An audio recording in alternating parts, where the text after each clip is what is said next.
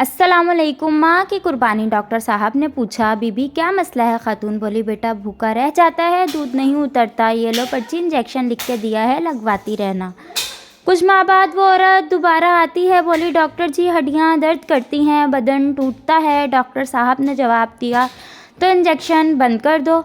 खातून, नहीं बेटा भूखा रह जाएगा, कहकर चल देती है। 25 साल बाद कराहने की आवाज़ सुनकर बेटा साथ वाले कमरे से उठकर आता है और कहता है, क्या है अम्मा, क्या हुआ है, क्यों शोर कर रही हो?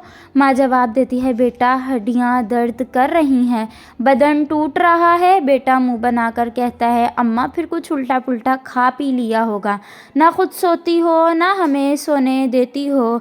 हाय माँ, तेरा हक हमसे अदा ना हुआ। या अल्लाह सबकी माँओं को सलामत रखना और हम सबको माँ बाप की खिदमत करने की तौफीक देना। आमीन सुमा आमीन। फ्रेंड्स, वीडियो अच्छी लगे तो चैनल को सब्सक्राइब करें, बेल आइकन को प्रेस करें। मिलते हैं नेक्स्ट वीडियो में, तब तक के लिए अल्लाह हाफिज़।